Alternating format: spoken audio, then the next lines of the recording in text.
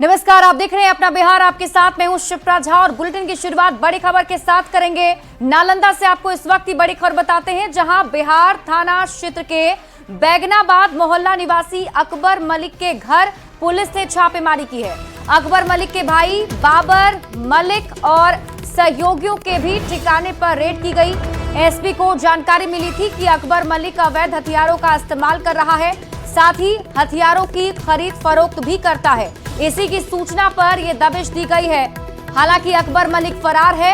आपको बता दें कि अकबर मलिक जमीन कारोबार से भी जुड़ा हुआ है और इसके अलावा पहले भी हथियार खरीद फरोख्त के मामले में पकड़ा जा चुका है। न्यूज 18 संवाददाता अभिषेक कुमार अधिक जानकारी के साथ जुड़ गए हैं। अभिषेक, क्या ताजा अपडेट? जी बता दो कि पूरा मामला बिहार सिर्फ के बैगनाबाद की मामला है, जहां एसपी को सूचना मिली थी कि जो अकबर मलिक है वह हथियार की तस्करी कर रहा है। लगातार जो है इसके पहले पूर्व में जब है उस पकड़कर उसे जेल भेजा गया था, लेकिन फिर भी जो है वो हथियार की खरीद फरोख्त करने में जुटी हुई थी। साथ ही इसके अलावा जो भू माफिया जो है जमीन बिक्री जो है खरीद बिक्री का काम करते थे। इसी को लेकर जो है एसपी को सूचना मिली और जो पूरे जो है दल बल के साथ वहाँ अचानक जो रेड मारे हैं। हालांकि जो अभी फिलहाल जो है कितनी छुपाने कितनी सामान मिली है इसका अभी खुलासा नहीं किया गया है। हालांकि जो है अकबर मलिक है वो घर छोड़कर जो है पुलिस की सूचना मिलने के पूर्व ही भाग निकले। जी तो फिलहाल पुलिस की तरफ से क्या कुछ कार्रवाई की जा रही है अभिषेक?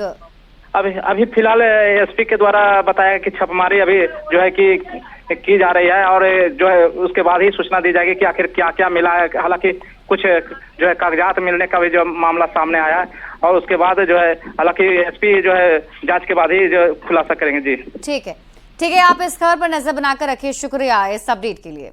बढ़ते आगे, समस्तीपुर में जमीन विवाद में एक बुजुर्ग की हत्या कर दी गई और ये मामला दलसिंह सराय थाना क्षेत्र के खोसहा गांव का है, जहां सालों से चल रहे जमीन विवाद के बीच दोनों पक्षों के बच्चों में किसी बात को लेकर विवाद हुआ, जिसके बाद एक पक्ष ने दूसरे पक्ष के बुजुर्ग की पीट कर जान ले ली। मृतक की पहचान शिवजी राय के रूप में की गई है। इधर पुलिस ने मामले की जांच शुरू कर दी और इस बीच घटना से आक्रोशित लोगों ने सभी आरोपी को गिरफ्तार करने की मांग करते हुए दलसिंह सराय मंसूर चक सड़क पर शव को रखकर जाम कर दिया।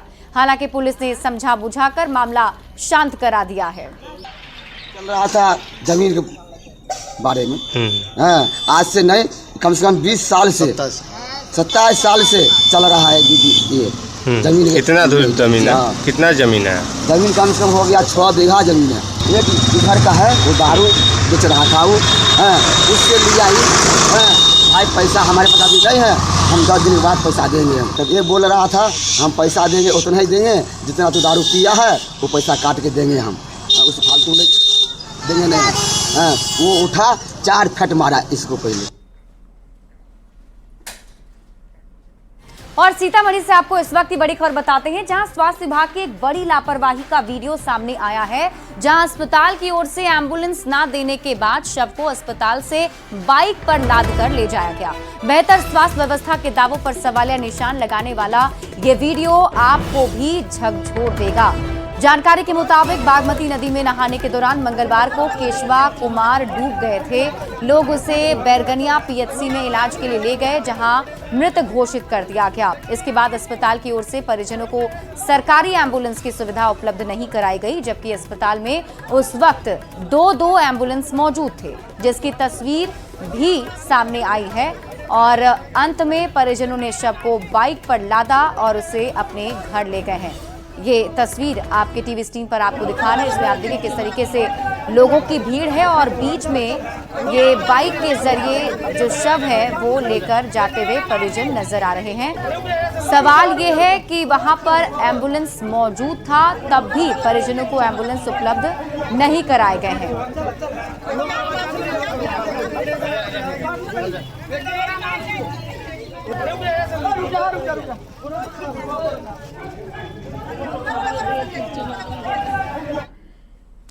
बिहार एनडीए में क्या सीट बंटवारे पर मुहर लग गई है? ये सवाल राजनीतिक गलियारे में तेजी से उछल रहा है, लेकिन एनडीए के बड़े नेता फिलहाल तस्वीर कुछ साफ नहीं कर रहे। लेकिन उनके इशारे से लग रहा है कि सीट बंटवारे पर एनडीए के भीतर बेहतर तालमेल लगभग बन गई है, जिसका इशारा बिहार के नेता भी कर रहे हैं। लेकिन इन सब के बावजूद सीट बंटवारे का फॉर्मूला क्या होगा, ये अभी तक साफ नहीं हो सका है। बिहार बीजेपी के अध्यक्ष दिलीप जायसवाल ने कहा कि सीटों का बंटवारा केंद्रीय नेतृत्व का काम है, तो जेडीयू के वरिष्ठ नेता और मंत्री विजय चौधरी ने कहा है कि सीटों का फॉर्मूला तैयार है, तय समय पर बंटवारा भी हो जाएगा। फिलहाल एनडीए के सभी घटक दल चट्टानी एकता के साथ एकजुट हैं और सीटों के बंटवारे में सभी के सम्मान का पूरा ख्याल रखा जाएगा। सीट बंटवारे का कहीं कोई दिक्कत नहीं है, ये काम केंद्रीय नेतृत्व का है, इसलिए मैं इस पर कोई चर्चा नहीं कर सकता हूं। लेकिन सभी कुछ अच्छा है और सीट बंटवारे का काम जो है केंद्रीय नेतृत्व करेगी। अभी सर कोई ऐसी बात नहीं हुई है? नहीं, हम लोग के नॉलेज में ऐसी कोई बात नहीं है। लेकिन अपना जो एनडीए गठबंधन है वो आपसी तालमेल और समन्वय के साथ बहुत ही गंभीरता के साथ चल रहा है। सर ये एक खबर है सर कि बीजेपी और जेडीयू बराबर लड़ सकती है और बाकी जो आपके सहयोगी पार्टी है उन्हें सीट दिया जाएगा। नहीं, मैंने कहा ना कि इस पर कभी अभी तक हम लोग से कोई चर्चा नहीं हुई है। मतलब बिहार बीजेपी के नेताओं को अभी कोई चर्चा नहीं हुई। यानी कि बहुत जल्द उम्मीद किया जा सकता है कि सीटों का बंटवारा हो जाएगा। अब ये भी हो सकता है कि उन लोगों का आपस में बातचीत हुआ हो, इसलिए अभी कुछ भी करना मुश्किल है। कि सीटों के बंटवारे के संबंध में एनडीए के सभी घटक दलों के बीच पूर्ण समझदारी है। कोई आपस में इसमें न कोई विवाद है न कोई दिक्कत है, लेकिन अभी समय ही परिपक्व नहीं है कि सभी पार्टियों के सम्मान के हिसाब से पूर्ण आपसी समझदारी से सीटों का तालमेल समय पर हो जाएगा। तो सर जेडीयू इस बार घटेगी, जो कि पिछले बार 115 सीटों पे लड़ी थी चुनाव। घटने बढ़ने का कहाँ सवाल है। हमने कहा ना कि सभी पार्टियों के लिए सम्मानजनक समझौता होगा। तो एनडीए में सीटों के बंटवारे की चर्चा की मात्र से ही सियासत गर्मा गई। चिराग पासवान की पार्टी एलजेपी आर रामविलास के प्रवक्ता विनीत सिंह ने कहा है कि गठबंधन में सीटों के बंटवारे का कोई मुद्दा है ही नहीं, तय समय पर सारी तस्वीर सबके सामने रख दी जाएगी। समय आने पे एनडीए की सर्वदलीय बैठक होगी और जो भी घटक दल जिस क्षेत्र से भी मजबूत है, सीट जीतने में वो अपनी दावेदारी पेश करेगा और उनका सम्मान होगा और उसके अनुसार ही टिकट का सीटों का आवंटन होगा। क्योंकि हमारा मूल उद्देश्य है 2025 में प्रचंड बहुमत से फिर से बिहार में सरकार बनाना और बिहार को विकसित राज्य के रूप में देखना। और इस वक्त की बड़ी खबर आपको बताते हैं, पीएम मोदी के पटना में रोड शो को लेकर रूट चार्ट तैयार कर लिया गया है। ट्रैफिक एसपी अपराजित लोहान ने ये रूट चार्ट जारी किया है। पीएम पटना एयरपोर्ट से डुमरा चौकी होते हुए आगे बढ़ेंगे और उसके बाद आईपीएस मेन मोड़ होते हुए हड़ताली मोड़, हाईकोर्ट, इनकम टैक्स, गोलंबर से बीजेपी ऑफिस तक रोड शो का आयोजन होगा। जिनके पास फ्लाइट की टिकट होगी उन्हें ही एयरपोर्ट तक जाने की अनुमति होगी। टिकट रहने के बाद यात्री पटेल गोलंबर से एयरपोर्ट तक जाएंगे। डीटीओ कार्यालय से एयरपोर्ट तक सभी प्रकार के गाड़ियों का प्रवेश वर्जित होगा। डीटीओ कार्यालय से उत्तर की तरफ से आने वाले गाड़ियों को जगदेव पथ होकर जाना होगा। देखिए, पूरा रूट चार्ट अब तैयार कर लिया गया है। जैसा कि आपको पता है, प्रधानमंत्री नरेंद्र मोदी का बिहार दौरा होने जा रहा है और पटना में एक बड़ा रोड शो भी पीएम मोदी का होगा। इसके लिए पूरी तैयारी प्रशासन की तरफ से भी की गई है। न्यूज 18 संवाददाता रजनीश कुमार अधिक जानकारी के साथ जुड़ गए हैं। रजनीश, एक बड़ा रोड शो पीएम मोदी का होना है, रूट चार्ट तैयार हो गए हैं। जाहिर सी बात है लोगों को दिक्कत ना हो, इसका ख्याल जरूर रखा गया होगा। हाँ बिल्कुल, देखिए शाम के 4 बजे से रात के 8 बजे तक जो वीवीआईपी कार्यक्रम है उसको लेकर ट्रैफिक एसपी ने रूट चार्ट जारी कर दिया है और साफ तौर से कहा है कि पटना एयरपोर्ट से डुमरा चौकी होते हुए पीएम को आगे बढ़ना है। ऐसे में जो आम यात्री हैं या आम लोग हैं उनका प्रवेश जो है वर्जित रहेगा। हालांकि अति आवश्यक होने पर जो एयरपोर्ट जाने वाले यात्री हैं वो अपना टिकट दिखाएंगे तो ट्रैफिक पुलिस वहां मौजूद रहेगी और उन्हें मदद करेगी एयरपोर्ट तक पहुंचाने में। जो रूट चार्ट जारी किए गए उसके मुताबिक सबसे पहले पटना एयरपोर्ट पर पीएम आएंगे, यहाँ से डुमरा चौकी होते हुए आगे बढ़ेंगे। उसके बाद आईपीएस मेस मोड़, हड़ताली मोड़, हाईकोर्ट और इनकम टैक्स होते हुए बीजेपी ऑफिस तक जाएंगे और यहाँ पर रोड शो होगा। जिनके पास फ्लाइट की टिकट होगी उन्हें सुविधा दी जाएगी और इसके अलावा डीटीओ कार्यालय जो है फुलवारी शरीफ में, वहां से एयरपोर्ट तक सभी प्रकार के वाहनों का प्रवेश वर्जित रहेगा। तो डीटीओ कार्यालय से उत्तर की तरफ जो नॉर्थ की तरफ जाने वाली गाड़ियां हैं उन्हें जगदेव पथ जाने के लिए अनुमति रहेगी और इसके अलावा रोड शो के दौरान जो है अति आवश्यक होने पर कोई भी यात्री जो है अगर टिकट है उनके पास तो उन्हें बेदखल नहीं किया जाएगा, उनके प्रवेश पर जो है पाबंदी नहीं रहेगी और ट्रैफिक पुलिस उन्हें मदद करेगी। इसके अलावा सगुना मोड़ से हड़ताली मोड़ की तरफ यानी बेली रोड की तरफ आने वाली जो गाड़ियां हैं उसका परिचालन राजा बाजार आरओबी के पास प्रतिबंधित रहेगा। तो दानापुर की तरफ से हो या एयरपोर्ट की तरफ से हो, तमाम रूट चार्ट जारी कर दिए गए हैं। पटना के तमाम जिला प्रशासन के जो अधिकारी हैं रात में आज फ्लैग मार्च भी करने वाले हैं और जिलाधिकारी और एसएसपी ने अभी प्रेस ब्रीफिंग भी की है। इसके दौरान तमाम जो पुलिस अधिकारी हैं उनको अलग अलग जगह ड्यूटी भी लगाई गई है। तो पटना पुलिस पूरी तरह से अलर्ट पर है और ट्रैफिक पुलिस भी एक तरह से सड़कों पर अब नजर आ रहा है। जी बिल्कुल रजनीश, और देखिए ऑपरेशन सिंदूर के बाद पहली बार पीएम मोदी बिहार आ रहे हैं और जिस तरीके से भारत और पाकिस्तान के बीच में तनाव भी देखने को मिला और उसके बाद पीएम मोदी का ये बिहार दौरा है, सुरक्षा को भी काफी सख्त करना बहुत जरूरी हो जाता है रजनीश। तो क्या सुरक्षा के लिहाज से बड़ी तैयारी प्रशासन की? देखिए जो स्थिति बनी हुई थी भारत और पाकिस्तान के बीच, तनाव के बीच, और जो एयर स्ट्राइक किया गया था, इस दौरान पीएम मोदी जो है बिहार के में पहुंचे थे और बिहार में उस दौरान उन्होंने बड़ी घोषणा की थी। और उसके बाद कहा जाए तो अब पटना आ रहे हैं और पटना में लोगों के बीच एक तरह से चर्चा का विषय ही बना हुआ है कि पीएम मोदी यहां से बड़ी घोषणा कर सकते हैं। सुरक्षा को लेकर चाक चौबंद इंतजाम। ठीक है रजनीश, आप इस खबर पर नजर बनाकर रखिए। शुक्रिया इस अपडेट के लिए। देखिए पीएम मोदी का ये बिहार दौरा काफी ऐतिहासिक होने वाला है और बिहार दौरे पर प्रधानमंत्री नरेंद्र मोदी कल आने वाले हैं। पटना में रोड शो के बाद फिर पीएम मोदी बीजेपी दफ्तर भी जाएंगे, जिसको लेकर बीजेपी दफ्तर में सुरक्षा व्यवस्था भी काफी कड़ी कर दी गई है। हर आने जाने वाले लोगों पर नजर रखी जा रही है। पीएम मोदी यहां बीजेपी नेताओं के साथ संवाद भी करेंगे। नरेंद्र मोदी बिहार पहुंचने वाले हैं और उनके 2 दिवसीय यात्रा को लेकर के तैयारियां जो हैं अंतिम रूप से चल रही है। लेकिन आपको बता दूं कि इसे सुरक्षा को लेकर के व्यापक तैयारी की गई है। और ये जो बीजेपी कार्यालय आप देख रहे हैं, ये पूरा बीजेपी कार्यालय को एसपी जी ने अपने घेरे में ले लिया है और तमाम पुलिस पदाधिकारी जो हैं वो यहाँ पे कैंप कर रहे हैं और किसी भी लोगों को यहाँ पे आने जाने की इजाजत जो नहीं है।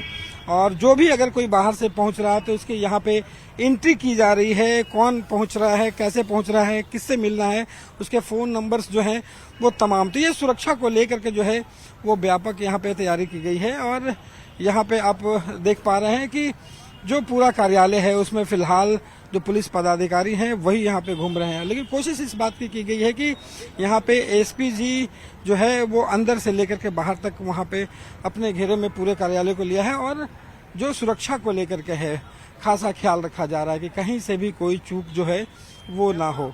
और एक एक गतिविधियों पर यहाँ पे डॉग स्क्वाड यहाँ पे घुमाए जा रहे हैं। यहाँ कार्यालय में सांसदों के साथ, विधायकों के साथ, पदाधिकारियों के साथ उनकी बैठक होगी और उसके बाद 30 तारीख को फिर जो है से विक्रमगंज में एक सभा होगी जिसमें बहुत सारे योजनाओं का शिलान्यास और बहुत सारी योजनाओं का घोषणाएं वहां करने वाले हैं। कोई भी लोग अगर यहाँ पे पहुंच रहे हैं तो यहाँ पे उनकी सतर्कता के साथ, मुस्तैदी के साथ यहाँ पे जांच की जा रही है कि कौन आ रहा है। और इसमें क्या क्या लिख रहे हैं आप? हम जो भी आ रहे हैं, जा रहे हैं, उनका नाम, पता, फोन नंबर और सुरक्षा की दृष्टि से एंट्री किया जा रहा है। कौन जाने लायक हैं, कौन नहीं जाने लायक हैं, उनके लिए ये व्यवस्था की है। ऑपरेशन सिंदूर के बाद यहाँ पे उनके सफलता को लेकर के व्यापक तैयारी की गई है। साथ साथ सुरक्षा को लेकर के चाक चौबंद पुलिस व्यवस्था दिखाई पड़ रही है। कैमरा पर्सन दीपक के साथ रवि एस नारायण, न्यूज 18 पटना। तो ऑपरेशन सिंदूर की सफलता को केंद्र सरकार घर घर तक पहुंचाने की तैयारी कर रही है और इसके तहत महिलाओं को उपहार के रूप में सिंदूर दिया जाएगा। 9 जून से इस अभियान की शुरुआत होगी और इसी दिन नरेंद्र मोदी ने बतौर पीएम तीसरी बार शपथ ली थी, यानी मोदी सरकार 3.0 की शुरुआत हुई थी। अभियान का मूल मकसद मोदी 3.0 सरकार की उपलब्धियों को जन जन तक पहुंचाना है। इसके लिए जनसंपर्क के दौरान महिलाओं को सिंदूर भी भेंट किया जाएगा। साथ ही ऑपरेशन सिंदूर को हाईलाइट करने वाले पैम्पलेट भी बांटे जाएंगे।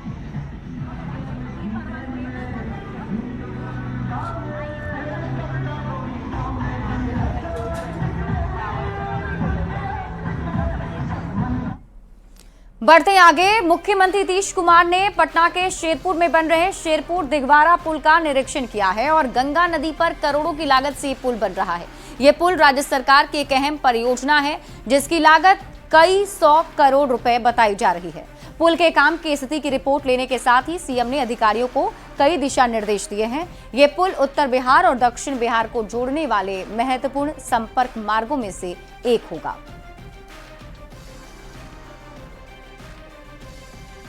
पूर्णिया पहुंची कांग्रेस सांसद रंजीत रंजन ने प्रशांत किशोर और जनसुराज को बीजेपी की बी टीम बता दिया है।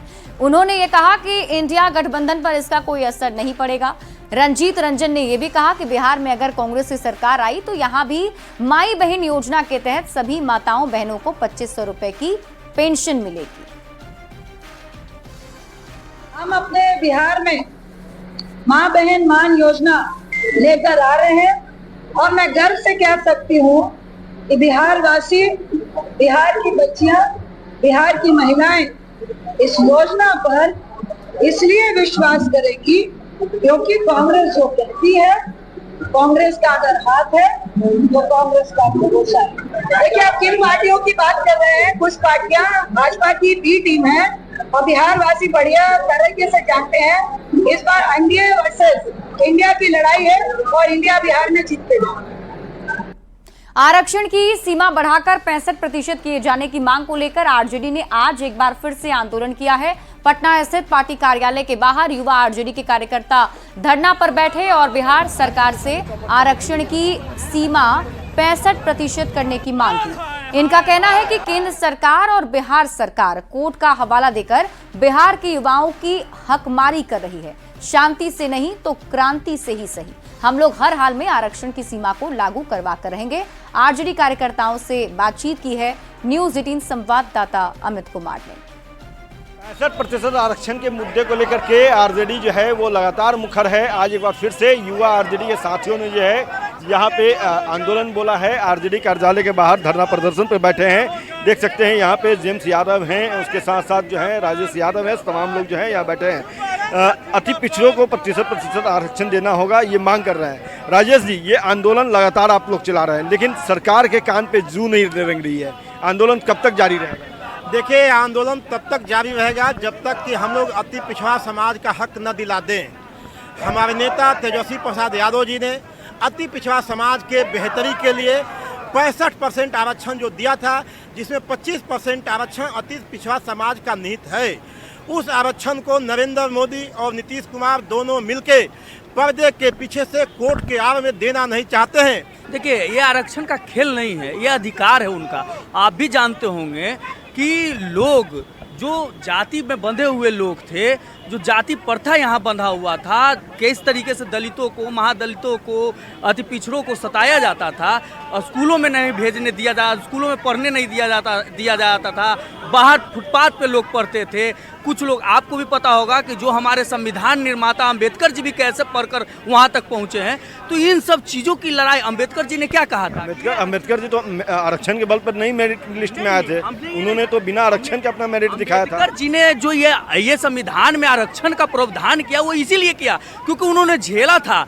आदरणीय नेता हमारे तेजस्वी प्रसाद यादव के मार्ग को फॉलो करने वाले लोग जितने भी हुए हैं, वो सब लोग इस लड़ाई को आगे तक लेके जाएगी। शांति से नहीं तो क्रांति से लेंगे। शांति से नहीं तो क्रांति से आंदोलन जारी रहेगा, आरक्षण लेकर रहेंगे, ये कहना है आरजेडी के साथियों का। और यहाँ देख सकते हैं कि बड़ी तादाद में जो है आरजेडी के कार्यकर्ता जो हैं वो यहाँ पे धरना प्रदर्शन पे बैठे हैं।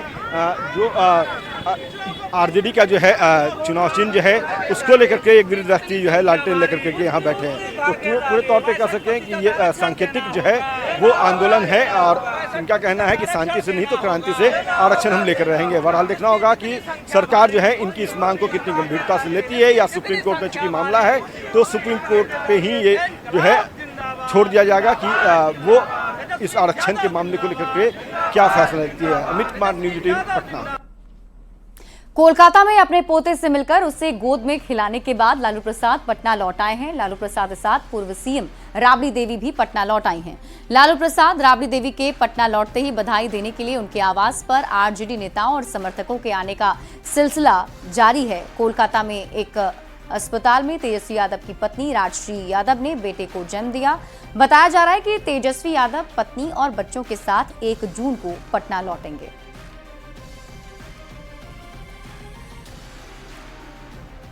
और इसी बीच रुक कर लेते हैं बड़ी खबर की ओर। पटना से आपको इस वक्त की बड़ी खबर बता दें, पटना सिटी में बाइक लदे टेलर गाड़ी में आग लग गई है और आग लगने से 25 से 30 बाइक जलकर खाक हो गई। फायर ब्रिगेड ने आग पर काबू पाया है। अगलगी में टेलर का ड्राइवर भी झुलस गया। शॉर्ट सर्किट से टेलर में आग लगने की आशंका जताई जा रही है। नदी थाना क्षेत्र में टेलर गाड़ी में आग लगी थी। मामले की जांच में पुलिस की टीम जुटी हुई है। तो बड़ी खबर आपको पटना सिटी से बता रहे हैं, जहां बाइक लदे टेलर में भीषण आग लग गई। तस्वीरें आपके टीवी स्क्रीन पर आपको दिखा रहे हैं, जिसमें देखिए बाइक से लदा हुआ ये टेलर जो कि अपने डेस्टिनेशन पर जा रहा था और अचानक उसमें आग लग गई। जानकारी के मुताबिक कई बाइक जो है वो इस अगलगी की चपेट में आ गए हैं और ड्राइवर भी झुलस गया है।